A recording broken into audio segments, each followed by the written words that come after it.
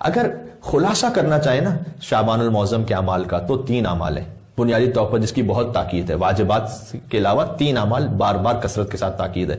روزہ رکھنا، استغفار کرنا اور صدقہ دینا. رسول اللہ صلی اللہ علیہ وآلہ وسلم فرماتے تھے کہ یہ میرا مہینہ ہے. حضور کم سبحان اللہ. پس تم بھی اپنے پیغمبر کی محبت میں اور خدا متعال سے تقرب حاصل کرنے کے لیے اس مہینے میں روزہ رکھو. اس مہینے کے روزے کی خاص بار بار مختلف روایات میں یہ بات آئی ہے. اس کی خصوصیت یہ ہے کہ پیغمبر سے محبت کرتے ہوئے ان کی خاطر روزہ رکھو. جب جناب رسول خدا صلی اللہ علیہ وآلہ وسلم شعبان کا چاند دیکھتے تھے تو منادی کو امر فرماتے تھے کہ مدینے میں جا کر ندا کر دو کہ اے مدینہ کے رہنے والوں، جناب رسول اللہ صلی اللہ علیہ وآلہ وسلم کی طرف سے میں پیغام لے کر آیا ہوں. یہ پیغام آج گویا ہم آپ سب کے لیے کہ حضور فرماتے ہیں اے لوگوں خبردار، شعبان کا مہینہ میرا مہینہ ہے. اللہ اکبر. یعنی یہ حضور اس پر گویا فخر فرما رہے ہیں. مدینہ میں جا کر اعلان کیا کرتا تھا منادی کہ حضور نے یہ کہا ہے کہ شعبان کا مہینہ میرا مہینہ ہے، بس خدا تعالیٰ اس پر رحمت فرمائے جو میری مدد کرے اس مہینے میں.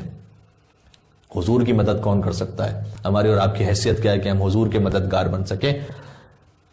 پوچھا جاتا ہے یا رسول اللہ آپ کی مدد کیسے ہوگی؟ فرمایا کہ جو اس مہینے میں روزہ رکھے وہ رسول اللہ صلی اللہ علیہ وآلہ وسلم کا مددگار ہے. سبحان اللہ. یہاں تک کہ جو شخص قتل حرام کا مرتکب ہوا ہو، یعنی نعوذ باللہ من ذالک کسی نے قتل کر دیا ہو، اتنا بڑا گناہ کبیرہ، اور پھر شعبان المعظم کا روزہ رکھے تو اسے بھی شعبان کا روزہ فائدہ پہنچائے گا. سبحان اللہ. یعنی اسے بھی امید رکھنی چاہیے کہ شاید وہ بخشا جائے گا. اس مہینے میں سب دعاؤں اور اذکار سے بہتر ہے کہ استغفار کی جائے. استغفر اللہ ربی واتوب الیہ. اور توبہ بھی حقیقی توبہ ہو، واقع خدا کی طرف پلٹنے کا ارادہ ہو. اور خاص طور پر اگر حقوق الناس میں کوتاہی کی ہے تو استغفار بھی کیجیے اور حقوق الناس کو ادا کیجیے. کسی میراث غصب کر لی ہے، کسی کا کوئی حق غصب کر لیا ہے، قرضہ لے کر ادا نہیں کیا ہے، کسی کو ناراض کیا ہے، قطع رحم کر دیا ہے، استغفار بھی کیجیے، حقوق الناس کو بھی ادا کیجیے. بہت اہم ہے. پھر اس مہینے میں صدقہ دیں. اب روایت سن لیجیے گا، میں ختم کر رہا ہوں یہاں پر بات. اس مہینے میں صدقہ دیں اگرچہ کھجور کے آدھے دانے کی مقدار ہی کیوں نہ ہو. یہ بالکل بیئر منیمم بتایا گیا ہے. ماشاءاللہ جو ہمارے سننے والے تقریباً جہاں تک آواز جا رہی ہوگی مجھے اتنا تو اطمینان ہے کہ سب اس سے زیادہ صاحب حیثیت ہوں گے کہ کھجور کے آدھے دانے کے برابر وہ صدقہ دیں. اس سے بہتر ہی انشاءاللہ وہ دے پائیں گے. فرمایا کہ چاہے کھجور کے آدھے دانے کی مقدار کے برابر ہی کیوں نہ ہو تاکہ خداوند متعال اس کے بدن کو آتش جہنم سے حرام کر دے. سبحان اللہ. یعنی اگر کوئی اتنا بھی صدقہ دے دے، اس کی حیثیت اتنا ہی صدقہ دیا، اللہ سبحانہ وتعالی آتش جہنم کو حرام کر دے گا اس شخص کے جسم پر جس نے شعبان المعظم میں صدقہ دیا ہے. بہت اہم عمل ہے. امام جعفر صادق علیہ السلام سے منقول ہے کہ آج جناب سے رجب کے مہینے کے روزے کی فضیلت کے بارے میں پوچھا گیا تو آپ نے فرمایا تم لوگ شعبان کے روزے سے کیوں غافل ہو؟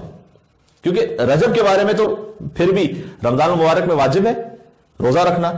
رجب المرجب میں دل خود بخود آمادہ ہوتا ہے روزے کی طرف. شعبان درمیان میں وہ روزوں کے حوالے سے اس میں کوتاہی ہو جاتی ہے. تو امام نے کہا کہ تم لوگ کیوں غافل ہو؟ راوی نے کی کہ فرزند رسول شعبان کے مہینے میں ایک دن کی روزہ رکھنے کا کیا ثواب ہے؟ آپ نے فرمایا خدا کی قسم بہش واجب ہے اس پر. سبحان اللہ. پھر راوی نے کی فرزند رسول اس مہینے میں سب سے بہتر عمل کون سا ہے؟ آپ نے فرمایا صدقہ دینا اور استغفار کرنا. بار بار یہ روایت میں تکرار ہو رہا ہے کیونکہ جو شخص شعبان میں صدقہ دے، غور کیجئے گا بہت اہم جملہ ہے، تو خدا متعال اس صدقے کی تربیت اس طرح سے کرے گا کہ جیسے تم اونٹ کے بچے کو پالتے ہو. عربوں میں جو اونٹ وہ سب سے ان کی قیمتی کموڈٹی ہوتی تھی. اگر کسی پاس ایک اونٹ بھی ہے تو اس کی زندگی بھر کے معاملات کے لیے کافی ہوتا تھا. اسی سے اس کی تجارت ہے، اسی سے اس کا سفر ہے. اگر وہ اونٹنی ہے تو اسی سے دودھ نکال کر اس کے بچوں کی پرورش ہے. تو گویا یہ کہ بہت اہم شے ہوتی تھی اونٹ ان کی زندگی میں. اللہ سبحانہ وتعالیٰ نے اونٹ کی مثالیں دی ہیں قرآن میں. افلا ينظرون الى الابل كيف خلقت والى السماء كيف رفعت. کیا خدا کی شان ہے. کیا تم نہیں دیکھتے کہ ہم نے اونٹ کو کیسے خلق کیا ہے، اور کیا تم نہیں دیکھتے کہ ہم نے آسمان کو کیسے بلند کیا ہے.